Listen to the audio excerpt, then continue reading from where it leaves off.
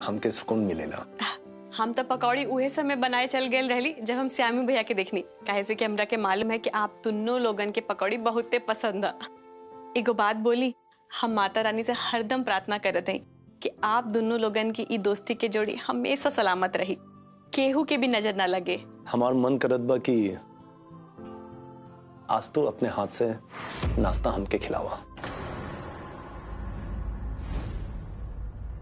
अरे ए में इतना शर्माए वाला कौन बात है? खिला दो माधव भैया के। अब बैठा।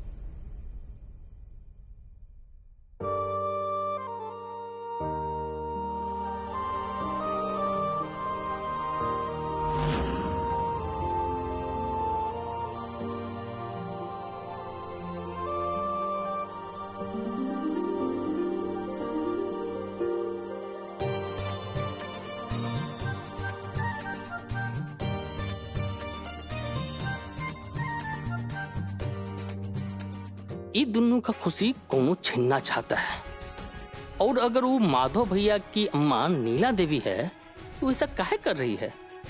काम मिलेगा उनको ऐसा करके?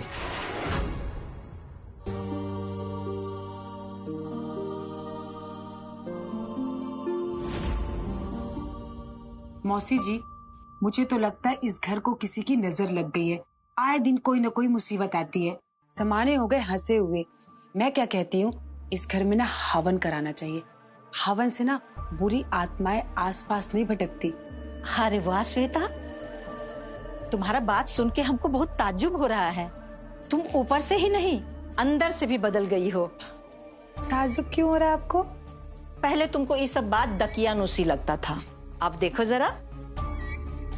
क्या है मौसी जी, बदलाव ही प्रकृति का नियम होता है। इंसान को वक्त के साथ ना बदल जाना चाहिए। मैं अब इन चीजों पर विश्वास करने लगी हूँ। मुझे ऐसा लगता है ना, हवन पूजा से ये सब बाधाएं दूर होती है और घर में सुख और शांति आती है। हाँ, ये बात तो तुम सही बोल रही हो। श्वेता,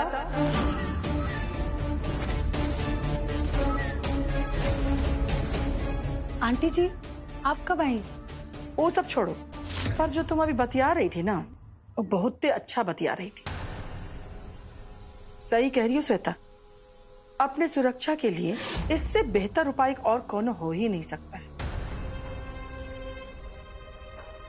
वो कहा है कि कभी कभी हम साजिशों में घिर जाते हैं ना, कि जो हाथ खाना खिलाता है, जो हाथ आसरा देता है, जो हाथ आशीर्वाद देता है, लोग उसी हाथों को काटने से पीछे नहीं हटते हैं।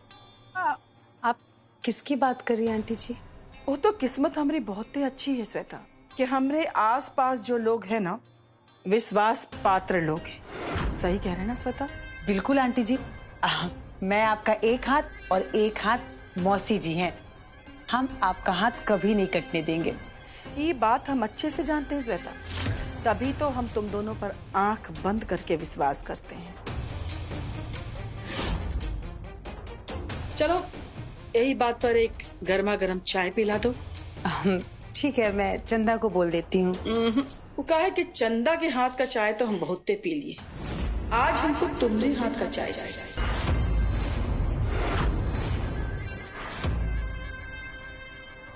हाँ, मैं बनाती हूँ ना। अब मौसी जी, आप भी पियेंगी? हाँ, लाती हूँ।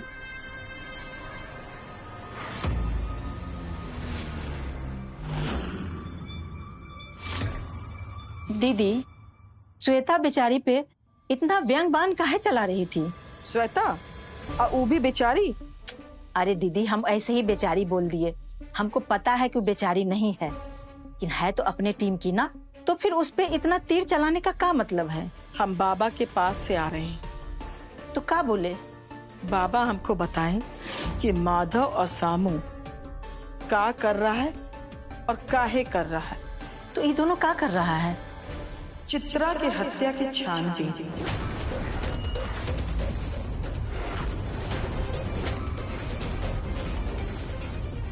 तो बाबा कुछ बताएगा? नहीं, बाबा हमको ये नहीं बता पाए कि घर में हमारा असली दुश्मन कौन है। हम भी उसी की तलाश में हैं। इसलिए रानी, हम तुमको भी कह रहे हैं कि अपना आंख और कान दोनों खुला रख। तुमको जरा सा भी किसी पर शक हो, हमको तुरंत बताना। कहीं आपको हमरे ऊपर तो शक नहीं हो रहा है ना? पगला गई हो का तुम रानी? अरे हमरा ई घर में तुमरे सिवा है कौन? अरे तुम तो हमरा कलेजा हो, कलेजा। अगर तुमरे ऊपर हमको शक होता तो हम तुमको कुछ बताते नहीं, बल्कि तुमरे ऊपर हम अलग से नजर रखे होते। इसलिए हमरे और तुमरे अलावा जो कोई भी हो, अगर तुमको किसी पर शक होता है तो हमको तुरंत बताओ। दीदी, श्वेता पे भी?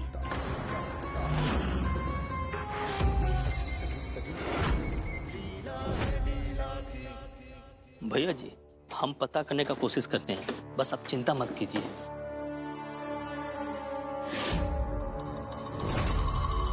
भैया जी, आप बाबूजी से बात करके देखिए ना इस बारे में। कुछ फायदा नहीं है श्यामू, हम एक बार कोशिश कर चुके हैं। तो एक बार और बात करने में हर्ज क्या है?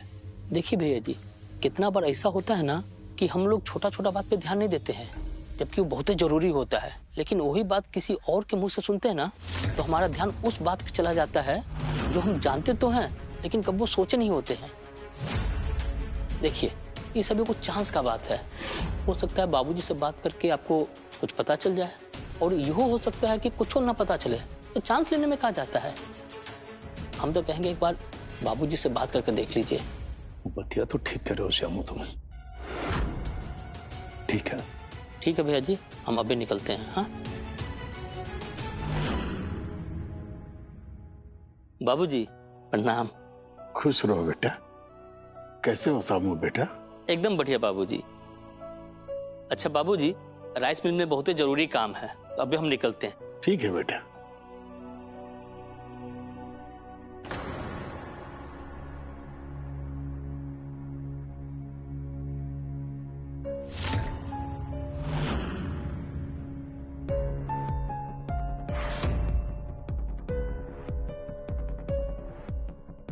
बाबूजी प्रणाम। खुश रहो बेटा। बाबूजी, हमें आपसे कुछ बात करनी थी। हाँ हाँ, तो खड़े क्यों? आओ बैठो ना बेटा। पूछो बेटा, बेहिचक पूछो। बाबूजी, हम एक बार आपसे पहले भी पूछ चुके हैं, अभी पुनः आपसे पूछ रहे हैं कि जब चित्रा की मौत हुई थी उस समय का आपको कुछ याद है? छोड़ो ना बेटा उन बातों को, क्यों अपने जख्मों को हरा कर रहे हो?